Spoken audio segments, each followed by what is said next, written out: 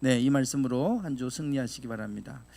성경 말씀 보겠습니다. 고린도후서 4장 15절부터 18절, 이번 주 말씀 선포 말씀입니다.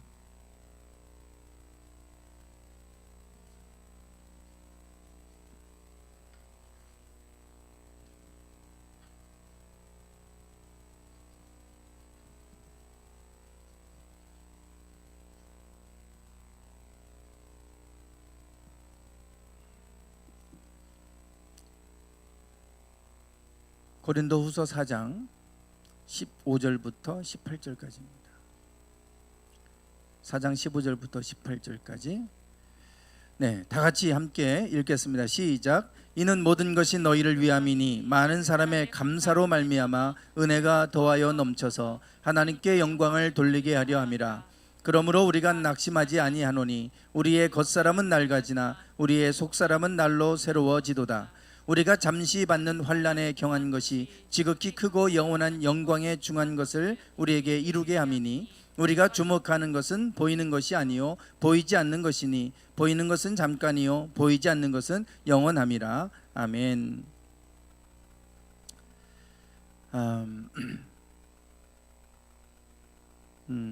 네. 이번 주 말씀 선포는 4장 15절부터 16절까지네요. 18절이 아니고 16절. 본문이 18절까지입니다.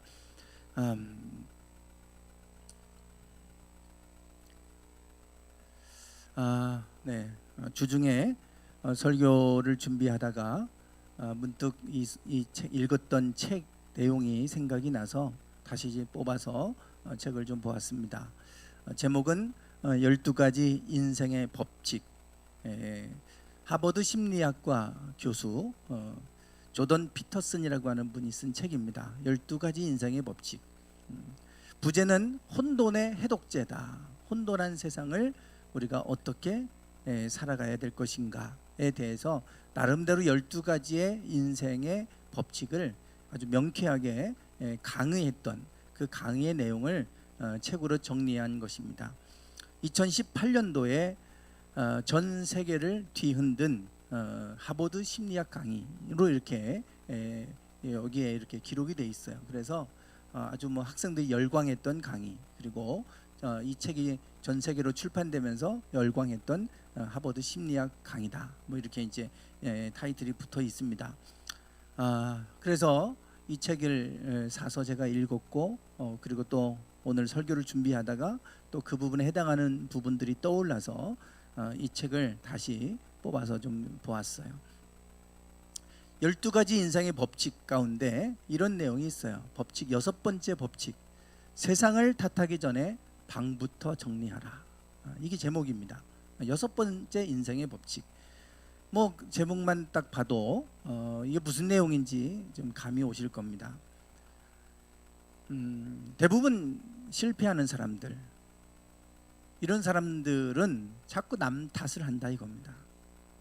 세상 탓을 하고, 그래서 내가 이렇게 된 것은 세상 때문이야, 또 누구 때문이야, 이렇게 탓을 한다는 것이죠. 그래서 세상을 탓하기 전에 내가 할 수 있는 것을 했느냐, 내가 할 수 있는 것을 했느냐, 그러면서 이제 좀 명쾌하게 남 탓하지 말고 너 할 수 있는 것부터 해, 이런 얘기예요. 그래서 세상을 탓하기 전에 네 방부터 정리해. 네 방은 다 지저분하게 엉망으로 살면서 뭘 세상 탓만 하고 사냐. 네가 할 수 있는 지극히 작은 것부터 찾아서 먼저 해라. 그러고 나서 그러면 이제 실패가 아니라 성공적인 인생을 살아갈 수 있게 될 것이다. 그런 내용입니다. 이분이 이 부분, 이 챕터 6번째 법칙에서 이런 이야기를 해요. 미국에서 총기 난사 사건이 많이 일어나지 않습니까? 총기 난사 사건으로 인해서 많은 사람들이 무고한 생명이 죽임을 당해요. 그런데 그들의 공통점, 세상과 이 세상에 속한 사람들을 경멸한다는 것이죠. 분노로 가득해서 분노를 넘어서서 경멸합니다. 그래서 내가 이 모든 세상을 다 부숴버릴 거야. 내가 이 모든 사람들 다 죽여버릴 거야. 그런 이제 경멸, 그 경멸의 그 밑바탕에는 세상을 향한 분노가 있다는 것이죠. 이 세상은 사악한 세상. 주변에 있는 모든 사람들은 다 사악한 존재들. 그래서 파괴해야 되고 죽여야 되는 존재들. 이러한 경멸로 가득 차 있더라라고 하는 겁니다. 안타깝게도 많은 사람들이 이런 마음을 가지고 살아갑니다. 세상이 불공평해. 세상이 불공정해. 지금 우리 시대에 뭐 화두다 그러면 공정 아닙니까? 공정. 이 정권도 계속해서 공정을 얘기하고 조금만 공정하지 못하면 사람들이 분노하고 분개합니다. 막 들고 일어납니다. 그래서 심지어는 우리나라를 혐오하기도 하고 이 시대를 혐오합니다. 뭐 헬조선이라고까지 얘기하지 않습니까? 그 정도로 이 세상에 대해서 원망하고 불평들, 분개하고 분노하고 경멸하는 이러한 풍조들이 너무나 많이 우리 안에 내재되어 있어요. 그러나 이분은 무슨 얘기를 하냐면 세상은 원래 불공정하다. 세상은 절대 공정하지 않다. 그것을 받아들이고 살아라. 언제까지 세상이 불공정하다고 세상 원망만 하고 살아갈 거냐, 그 얘기예요. 세상은 불공정한 것이다. 몇 가지 예를 들어서 설명합니다. 우리가 이미 뭐 다 아실 거예요. 상위 1%, 세계의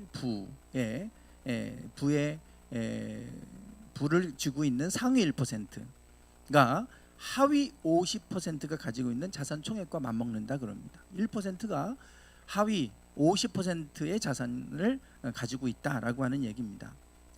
그리고 뭐 상위 85명, 가장 세계에서 갑부라고 하는 돈 많은 사람들의 85명의 부자들의 총액이 35억 명의 재산과 똑같다, 맞먹는다, 그 얘기예요. 85명과 35억 명은 비교가 안 되잖아요. 그런데도 그 35억 명, 하위 35억 명이 가지고 있는 재산의 총액과 85명이 가지고 있는 총액이 똑같다, 이제 그 얘기입니다. 그런데 이런 결과는 경제 분야만 해당하는 게 아니라는 거예요. 전 분야가 다 그렇다는 겁니다.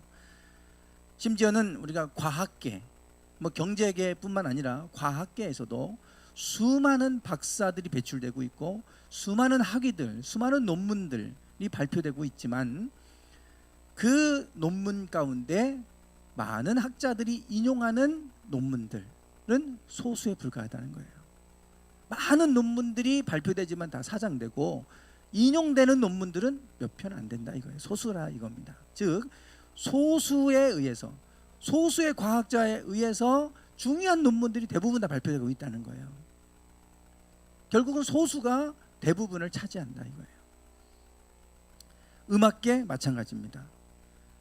얼마나 많은 노래들이 작곡되고 발표되고 합니까? 그러나 그냥 사라지잖아요. 그런데 소수의 음악가가, 작곡가가 많은 곡들을 히트시키고 그들이 저작권의 대부분을 가져간다는 겁니다. 소수가. 대부분은 그냥 이름도 없이 사라진다 이거죠. 소수가. 그래서 뭐 오케스트라에서 연주하는 곡들도 보면 대부분 4명의 작곡가들의 곡을 거의 연주한다는 거예요. 베토벤, 바흐, 모차르트, 차이콥스키, 이런 4명의 사람들의 곡들을 거의 대부분 오케스트라에서 그들의 곡들을 연주하고 있다는 거예요. 그리고 이들의 곡들 중에도 몇 개의 곡들만 계속해서 연주가 되고 있다. 결국은 수많은 곡들 중에서도 결국 소수의 몇 곡들이 늘 불려지고 늘 연주되고 하지 않느냐. 책도 마찬가지입니다. 매년 미국에서는 해마다 150만 권의 책이 출판된대요. 해마다. 그 중에 10만 부 이상 팔린 책은 500여 권에 불과하다. 그러니까 소수라는 거죠. 모든 전 분야가 이렇게 소수에 의해서 다 대부분이 소수에 의해 지배당하고 있다. 세상은 그런 거다. 언제까지 세상 탓만 하고 살 거냐. 그 얘기를 지금 하고 있죠. 여기에 보면 2가지 법칙들을 얘기합니다. 좀 전에 말씀드린 것들인데 프라이스 원칙이라고 해서 업계 종사자 수의 제곱근에 해당하는 인원이 전체 생산성의 50%를 만들어낸다. 이게 이제 프라이스 원칙인데요. 뭐 제곱근 그러면 만약에 전체 업계 종사자가 100명이라면 100명의 제곱근은 열이죠. 열의 10의 제곱이 100이니까요. 10명이 50%를 감당한다는 거예요. 100명 중에 10%, 10명 정도에 해당하는 사람이 전체 생산성의 50%를 감당하고 있다. 이게 프라이스 원칙이에요. 그러니 사람이 아무리 많아도 그 중에 10%가 거의 반절 이상을 다 하고 있다는 얘기입니다. 비슷한 건데요, 파레토 원칙 많이 들어보셨을 거예요. 이탈리아의 경제학자이기도 하면서 사회학자인 파레토, 이분은 전 세계 부의 80%를 20%가 소유하고 있다. 이게 이제 파레토 원칙입니다. 80대 20의 법칙이라고도 하죠. 파레토의 원칙. 20%가 80%를 감당한다. 이거는 경제 원칙뿐만 아니라 모든 것에도 다 그렇다는 거예요. 심지어는 100명 중에 20명이 사실은 거의 대부분의 일을 다 하고 있더라 이거예요. 보니까. 그럼 20명만 따로 모아놓으니까 또 그 중에서도 또 20%가 다 하고 있더라는 거예요. 20%를 모아놓으면 20%다 열심히 할 것 같은데 아닙니다. 그 중에 또 20%만 하고 있더라는 거예요. 그래서 모든 그룹 안에는 20%가 대부분 80%의 역할을 다 하고 있더라. 이게 파레토의 원칙입니다. 아까 프라이스 원칙이나 파레토의 원칙이나 다 비슷한 내용들이에요. 소수가 거의 대부분을 맡아서 하고 있고 끌어가고 있다라고 하는 얘기예요. 그러니 세상은 공정할 수가 없다. 어떻게 세상이 공정하다고 말하냐? 절대 그렇지 않다. 그러니까 정치권을 원망하고 국회의원들을 탓하거나 하지 말라는 거예요. 절대 공정을 얘기할 수는 있을지 모르지만 우리가 지금 일어나는 모습들을 보잖아요. 그렇게 공정을 외치는 운동권 출신들이 재산이 수십억이고 온갖 비리들이 막 터져 나오잖아요. 그런 거 보면 정의는 얼마든지 말할 수 있지만 정의를 이런 세상을 이룰 수는 없어요. 정의는 영원한 하나님의 나라에서나 가능한 일입니다. 이 땅에서는 절대 공정하지 않아요. 그거를 받아들이고 그냥 그 세상 탓하고 하는데 에너지, 시간 뺏기지 말고 내가 지금 주어진 환경에 할 수 있는 거 하고 살아라. 지극히 작은 거 내가 할 수 있는 게 뭔가 그거부터 하지. 그건 하지 않으면서 왜 자꾸 세상만 거들먹거리냐 이 얘기예요. 그래서 네 방부터 청소해. 남 탓하고 세상 탓하기 전에 네 방부터 먼저 청소하고 살아. 이렇게 지금 이야기하고 있어요. 아주 뭐 속 시원하게 명쾌하게 이야기를 하고 있죠. 오늘 본문 말씀과 비슷한 얘기가 성경에 있어요. 성경에 이분이 하는 얘기가 바로 그런 얘기예요. 네가 할 수 있는 거 지극히 작은 것부터 하라는 거예요. 지금 얘기는 지극히 작은 것. 마태복음 효과라고 하는 게 있습니다. 마태복음 효과. 이 마태복음 효과는 1960년대 사회학자 로버트 머튼이라고 하는 분이 이제 명명한 건데요. 성경에 있는 구절을 가지고 명명한 거예요. 있는 자는 받아서 풍족하게 되고 없는 자는 있는 것까지 빼앗긴다. 이게 마태복음 효과입니다. 성경에 마태복음 25장에 나오죠. 25절 달란트 비유의 결론은 이거예요. 무릇 있는 자는 받아 풍족하게 되고 없는 자는 있는 것까지 뺏긴다. 부익부 빈익빈의 현상이 영적 세계 안에서도 일어난다. 있는 자는 더 받아서 풍족하게 되지만 없는 자는 있는 것까지 뺏겨서 더 궁색해지고 궁핍해져 가는 이와 같은 일들을 말하고 있어요. 그래서 마태복음 효과라고 이름을 붙였어요. 마태복음 효과. 왜 이렇게 되느냐 이거예요. 달란트 비유를 통해서 이런 결론적인 얘기를 합니다. 그러면 어떤 사람은 더 받아서 풍족하게 되고 어떤 사람은 있는 것마저도 빼앗기는 일이 왜 일어나느냐? 성경을 가지고 우리가 얘기를 해야 되잖아요. 이 마태복음 25장 달란트 비유를 통해서 말씀하고 있어요. 그 주인이 먼 길을 떠나면서 그 종들에게 달란트를 맡기죠. 어떤 종에게는 5달란트, 어떤 종에게는 2달란트, 어떤 종에게는 1달란트를 맡겼어. 그리고 뭐 시간이 지나서 돌아와서 회계 결산합니다. 결산할 때 5달란트 받은 사람과 2달란트 받은 사람은 칭찬받았어요. 그러나 1달란트 받은 사람은 있는 것을 빼서 5달란트에게 가진 자에게 주라. 그리고 쫓아내버리잖아요. 그러면서 이 말씀으로 결론을 맺는 거예요. 있는 자는 더 받아서 풍족하게 되지만 없는 자는 있는 것까지 빼앗기게 될 것이다. 5달란트와 2달란트 그리고 1달란트 받은 사람의 차이가 있어요. 이게 바로 21절에 나옵니다. 한번 읽어보실까요? 시작. 그 주인이 이르되 잘하였도다 착하고 충성된 종아 내가 적은 일에 충성하였음에 내가 많은 것을 내게 맡기리니 내 주인의 즐거움에 참여할지어다. 아멘. 여기 보시면 5달란트 받은 사람과 2달란트 받은 사람은 그것을 가지고 가서 장사해 갖고 2배를 남겼어요. 그런데 1달란트 받은 사람은 그걸 땅에 묻어둬 버렸어요. 중요한 건 여기잖아요. 그래서 뭐라고 하냐면 잘하였도다 착하고 충성된 종아. 그 5달란트 받은 사람과 2달란트를 칭찬하시면서 뭐라고 하냐면 내가 적은 일에 충성했다. 내게 맡겨진 작은 일에 충성했으니 내가 더 큰 것을 맡겨주겠다. 그래서 있는 자는 더 받아서 풍족하게 된다. 이 말씀하는 거예요. 작은 것을 맡겼을 때 그거에 충성하는 자에게 더 큰 것을 맡기는 것 아니겠습니까? 지극히 작은 거 별거 아니라고 땅속에 묻어두면 이것도 네가 충성 안 하는데. 그래서 우리 옛말에 하나를 보면 열을 안다 이런 말을 하잖아요. 그래서 하나를 보면 그 사람을 알 수 있다고 얘기하는 게 그런 얘기죠. 작은 거 맡겨서 충성하는 사람은 큰 거 맡겨도 충성합니다. 근데 작은 것 맡겨도 충성하지 못하는 사람은 큰 것 맡기면 마찬가지 충성 못한다 이거예요. 그래서 작은 것을 맡겼어도 충성하는 이들에게 더 많은 것을 맡겨주시고 내가 주인의 즐거움에 참여할지어다. 있는 자는 그래서 더 받아 풍족하게 돼요. 여러분 우리가 어떻게 더 받아서 풍족해지게 되느냐? 작은 일에 충성하는 자에게. 지금 뭐 노벨상 수상자들 막 발표했잖아요. 우리나라 뭐 서울대 석자 교수 현인택 교수도 뭐 거기에 후보군 중에 한 명 들었고 거의 근접한 분이라고 이번에 수상이 유력하다는 얘기까지 나오고 그랬어요. 노벨상이라는 게 한 가지 연구 결과로 하루아침에 만들어지지 않아요. 오랜 시간 축적돼야 되고요. 그 연구 발표한 것이 다른 또 과학자들이 얼마나 많이 그 논문을 인용했느냐, 그것이 얼마나 이 과학에 기여했느냐, 이것들을 가지고 판단하기 때문에 오랜 시간이 걸려요. 어떤 분은 평생 또 연구한 게 나중에 그걸 인정받아서 공로를 인정받아서 노벨상을 받아요. 그러니 뭐 한 번 갑자기 번쩍해갖고 노벨상 받고 이런 거 아닙니다. 지극히 작은 것에 충성하고 쌓여지는 것이 결국은 그렇게 되는 거예요. 중요한 것은 지극히 작은 것에 충성하는 자가 되라. 이거 말씀해 주시는 겁니다. 그래서 마태복음 효과는 작은 것에서부터 충성한 자가 더 많아지고 더 많은 자에게 또 더 많이 맡기니까 그걸 충성하게 더 많아지고 더 많이 맡기고 이렇게 되는 거예요. 이게 마태복음 효과예요.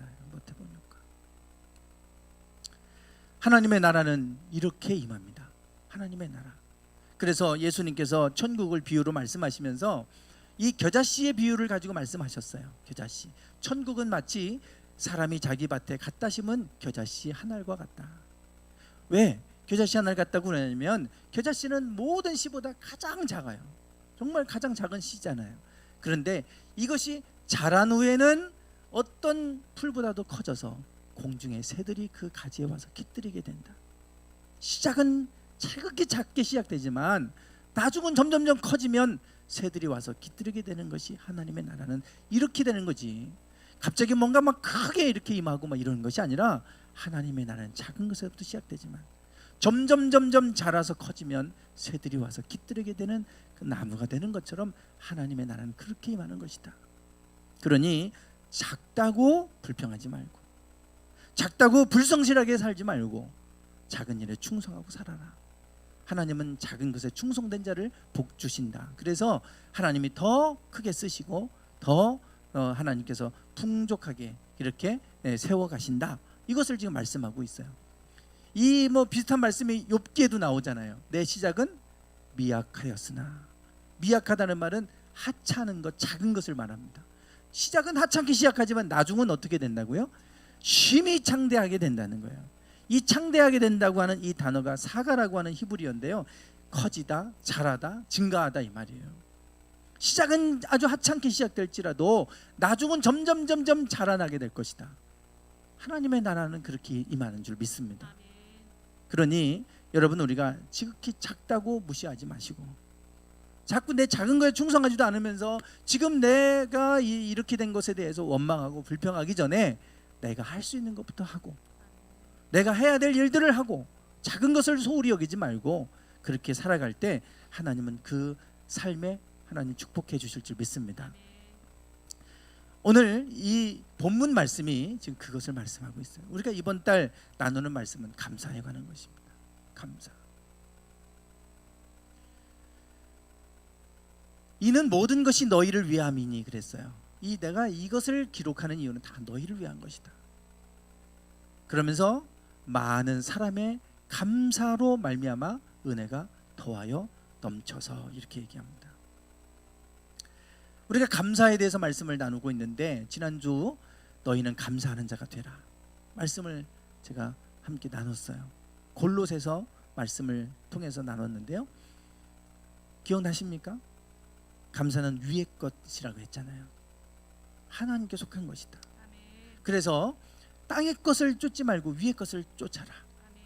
그 위의 것 뭐 여러 가지 겸손도 있고 국률도 그렇고 오래 참음도 있고 용서도 있고 용납도 있고 여러 가지 사랑, 그 위에 사랑을 더하라 그랬는데 거기에서 맨 마지막으로 너희는 감사하는 자가 되라 이렇게 말씀하고 있어요. 너희가 평강을 위해 부르심을 받았다. 평강이 너희 마음을 주장하게 해라. 그러기 위해서 너희는 감사하는 자가 되라 그러잖아요. 감사는 하늘에 속한 것이다.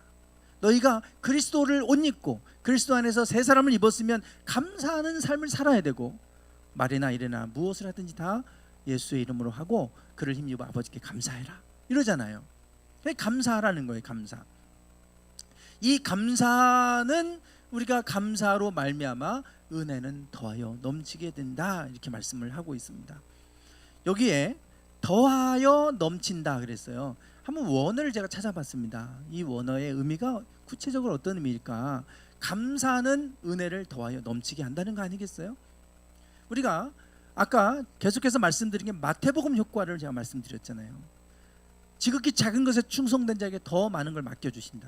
그러니 더 많은 것이 맡겨지면 또 충성하면 더 많은 걸 또 맡겨주시고 하니까 점점 증가되는 거예요. 작은 것에서부터. 그런데 이게요 점점 증가되잖아요. 이거는 기하급수적으로 늘어납니다. 여러분 종이를 50번 접으면 어떻게 되는지 아십니까? 제가 요새 한번 그거에 대해서 한번 말씀을 드렸는데 50번 접으면 접을 사람 한 분도 없어요. 50번은 별거 아니죠. 접어보세요. 이게 제곱근으로 계속 늘어납니다. 그러면 50번을 접으면요 여기서 태양까지 거리까지 또 넘어버려요. 두께가 그 정도로 어마어마해지는 거예요. 이게 제곱으로 늘어난다는 게 기하급수적으로 늘어난다는 게 얼마나 대단한 건지 몰라요. 작은 것에서부터 한 번 접으면 2장이 4장 되고 한 장이 접으면 2장 되고 2장을 접으면 4장 되고 4장이 또 뭐 16장 되고 제곱이니까요. 이게 별거 아닌 것 같은데 나중 가보세요. 이게 기하급수적으로 상상도 할 수 없는 것이 돼요. 하나님이 우리를 마태복음 효과는 그런 거예요. 작은 거 아무것도 아니라고 무시할 것이 아니라 그거에 충성하면 하나님은 또 더 많은 걸 맡겨주시고 충성하면 더 많은 걸 맡겨주시고 점점 커져서 그래서 그런 사람이 있는 자는 더 받아 풍족하게 된다. 이 말씀이 이게 마태복음 효과예요. 여기에 지금 더하여 넘친다 그랬는데 더하다라고 하는 단어를 찾아보니까요 페리시오라고 하는 헬라어인데 이게 넘치다 풍성하다 이런 단어예요. 보니까 그러니까 더한다는 뭐 더하기 플러스 개념이 아니고 넘친다 풍성하다 이런 뜻을 갖고 있어요. 근데 이제 이게 넘쳐서란 단어는 플레오나죠. 증가하다 자라나다. 아까 뭐 증가 천국이 점점 증가한다. 나중엔 심히 창대하리라. 점점 증가한다. 이 말을 말씀드렸잖아요. 그러니까 이거를 그냥 우리로 직역하면 좀 의미가 애매해지니까 이제 더하여 넘쳐서 이렇게 이제 의역을 한 것 같아요. 은혜는 점점 증가해서 자라나서 넘치게 된다. 풍성해진다 이 말이에요. 그거를 더하여 넘쳐서 이렇게 번역한 거예요. 하나님의 은혜가요 점점 자라난다는 겁니다. 그래서 풍성해진다는 거예요. 처음에 하나님의 은혜가 지난주 말씀드린 것처럼 우리가 살아가는 것 자체가 은혜잖아요. 숨 쉬고 살아가는 것 자체가 우리가 은혜잖아요. 우리는 얼마나 많은 은혜 속에 살아갑니까? 하나님의 은혜를 우리가 누리고 살면서도 모르고 감사하지 않으면 그걸로 끝나버려요.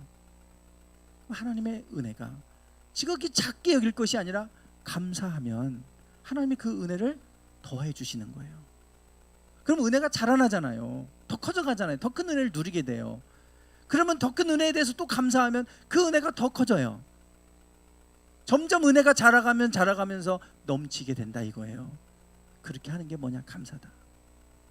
감사는 은혜를 더 증가시켜서 넘치게 만드는 게 감사다. 이걸 말씀합니다. 여러분, 우리가 하나님의 은혜는 값없이 주시는 거예요. 내가 수고하고 노력해서 얻어지는 건 은혜가 아니잖아요.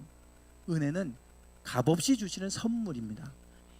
하나님이 나에게 값없이 우리가 구원을 얻은 것도 은혜로 구원을 받았다고 하는 게 내 행위로 구원받는 게 아니라 예수 그리스도께서 내 죄값을 위해 죽어주심으로, 그래서 예수를 믿는 자에게 값없이 영생을 주셨으니까 우리가 은혜라고 말하는 거 아닙니까? 은혜는 내 수고로 얻어지는 게 아니라 값없이 주시는 거예요. 그러니 우리 그 은혜는 하나님이 주셔야 받는 거지 내가 뭘 노력해서 얻어지는 게 아니잖아요. 그런데 그 은혜를 점점 자라가게 증가되게 하는 게 있다면 감사다.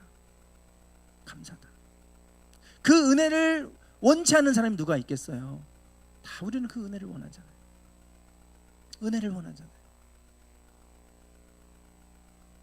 그 은혜, 감사할 때 그 은혜는 커져간다. 점점 자라서 넘치게 된다. 이렇게 말씀합니다. 우리는 이거를 선순환이라 불러요. 선순환. 모든 것에는 선순환이 있고 악순환이 있습니다. 경제가 어려워지면 많은 사람을, 어려우니까, 기업이 어려우니까 사람을 이제 해고시키잖아요. 그럼 실직자가 늘어나요. 그리고 봉급이 삭감되고 임금이 삭감되고, 그러면 소비 활동이 위축되겠죠. 돈이 없어지니까 뭘 쓰던 것도 안 쓰게 되고, 그럼 소비 활동이 위축되면 기업이 망하잖아요. 기업이 어려워지니까 또 사람을 내쫓아요. 그럼 더 어려워지니까 또 물건을 소비가 안 돼요. 또 덜 만들어요. 이렇게 되다 보니까 악순환이 돼요. 악순환. 가정도 마찬가지예요. 자녀를 양육하면서 공부를 못한다고 막 혼내켜요. 그러면 이 아이가 그래 내가 혼났으니까 잘해야지 이러는 게 아니라 반항심이 생기잖아요. 그러면 더 안 해. 그럼 또 더 성적이 더 떨어지니까 더 뭐라고 해요. 그러면 또 더 반항하고 더 안 해. 더 삐딱해져요. 악순환이야, 악순환. 선순환은 반대잖아요. 은혜를 주신 거에 감사하니까 하나님 은혜를 더 주세요. 더 큰 은혜를 누리니까 더 많은 감사가 생겨요. 그러니까 더 감사가 더 커지니까 또 더 많은 은혜 주시고, 선순환. 여러분, 모든 것에는 선순환이 있고 악순환이 있어요. 악순환의 늪에 빠지면 헤어나오기가 어렵습니다. 악순환에 빠지지 않고 선순환으로 빨리 돌아가도록 하셔야 돼요. 신앙도 마찬가지예요. 기도가 끊어지면 어려운 일이 생기잖아요. 어려운 일이 생기면 기도가 더 안 됩니다. 그럼 기도가 더 안 되잖아요. 그럼 더 어려워지고 계속 악순환이 와요. 빨리 끊으시려면 어려워도 하셔야 돼요. 그래야 선순환을 바꿀 수 있는 겁니다. 악순환을 선순환으로 바뀌어지기 원하고 하나님의 은혜의 삶으로 나가기를 원하신다면 감사하라는 거예요. 감사. 작은 거에 대해서 감사를 하라는 거예요. 이게 다 너희를 위한 것이다. 너희를 위한 것이다. 왜 이렇게 감사를 얘기하느냐? 그 다음 구절을 보시면 그 다음 구절을 보시면 16절에 그러므로 우리가 뭐 하지 않는다? 낙심하지 않는다 그랬어요. 낙심하지 않는다. 지금 4장 전체는요 낙심에 관한 얘기입니다. 낙심. 4장 1절 2절 쭉 읽다 보면 다 낙심에 관한 얘기를 하는 거예요. 왜냐하면 고린도 교회가 너무나 큰 어려움에 직면해 있었거든요. 사람들이 막 낙심할 수밖에 없는 상황이 왔어요. 낙심하지 마라. 감사해라. 이러는 거예요. 왜냐하면 낙심하면 아까 말씀드린 것처럼 마음이 낙심이 오면요 의욕이 상실됩니다. 교회도 오기 싫고 기도도 하기 싫고 뭐 다 하기 싫어져요. 그렇게 되면 어떻게 되겠어요? 상황이 더 나빠지겠죠. 더 나빠지면 또 계속해서 악순환이 돼요. 악순환. 그래서 낙심하지 말아라. 낙심하지 말고 감사해라. 감사. 이거 끊어버리려면 낙심하지 말고 감사해라 그래요. 낙심해서 해결된 문제라면 낙심하시면 됩니다. 낙심해서 해결되는 걸 제가 본 적이 없어요. 낙심하지 마라. 비록 우리를 둘러싸고 있는 것들이 너무나도 힘들고 어려운 환란과 그 중한 그 역경들이 있을지라도 낙심하지 마라. 우리의 겉사람은 낡아진다.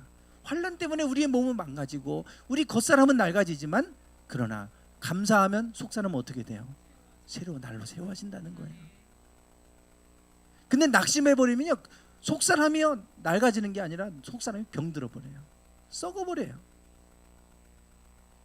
그래서 낙심하지 말고 그 낙심의 상황에서 오히려 선순환을 바꾸려면 감사해라. 감사해라 그러는 거예요. 그러면 은혜가 더하게 넘칠 것이다. 그래서 은혜가 점점점 자라가서 결국 은혜가 너희들 삶을 넘치게 될 것이다. 이렇게 말씀하고 있어요. 여러분들, 우리가 낙심하지 않고 감사하면 속사람이 새로워지잖아요. 그러면 겉사람도 나중에 새로워집니다. 그렇게 돼요. 내 마음이 기쁘고 즐겁고 내 마음이 평안하고 그래서 사람들에게 축복의 말을 하고 이러기 시작하면요, 환경도 바뀌어요. 환경도. 그래서 낙심하지 말고 감사해라. 그게 내 마음을 지키는 것이고 내 마음이 새롭게 되면 그러면 환경도 바뀌어지고 겉사람도 낡아지는 것 같지만 나중은 바뀌어버립니다. 그래서 17절 말씀, 17절 보면 우리가 잠시 받는 환난에 경한 것이 지극히 크고 영원한 영광에 중한 것을 우리에게 이루게 함이니 환난은 잠깐이다. 그 가벼운 거다. 그러나 영원한 하나님의 영광은 영원하다. 아멘. 그러니 우리에게 그 영광을 이루게 하기 위한 것이다. 우리가 왜 감사하고 은혜로 안에 거하게 되느냐? 낙심하지 않는 이유는 그 영광의 영원한 것을 우리가 우리의 삶 가운데 이루게 하기 위한 것이다. 그러니 우리가 주목하는 것은 뭐예요? 보이는 것이 아니요 보이지 않는 것이다. 여러분, 우리가 낙심할 상황에 감사하려면요, 눈에 보이는 것에 주목하면 감사 안 나옵니다. 보이지 않는 거 바라봐라. 아멘. 여러분, 우리의 삶 가운데 보이지 않는 게 뭐냐면요, 환난이 있고 어려움이 있어도 그래도 하나님이 나에게 지금까지 은혜 베푸셨던 것, 보이지 않았던 것 기억해 보세요. 그것들을 한번 생각해 보세요. 궁극적으로는 영원한 하나님의 나라를 생각하면 가장 귀하고 영생을 주신 것을 생각하면 되겠지만 내 삶 속에서 하나님이 내게 베풀어 주셨던 은혜 생각해 보는 거죠. 보이지 않는 것을 주목해라. 주목하는 것은 그것을 집중해서 바라보라는 거 아닙니까? 그러면 우리가 낙심하지 않고 감사하게 될 줄 믿습니다. 아멘. 그렇게 감사하게 시작할 때 은혜는 더하여 넘칠 줄 믿습니다. 우리의 삶이 감사로 말미암아 은혜가 더하여 넘치는 삶이 되시기를 주님의 이름으로 축원합니다. 찬양하겠습니다.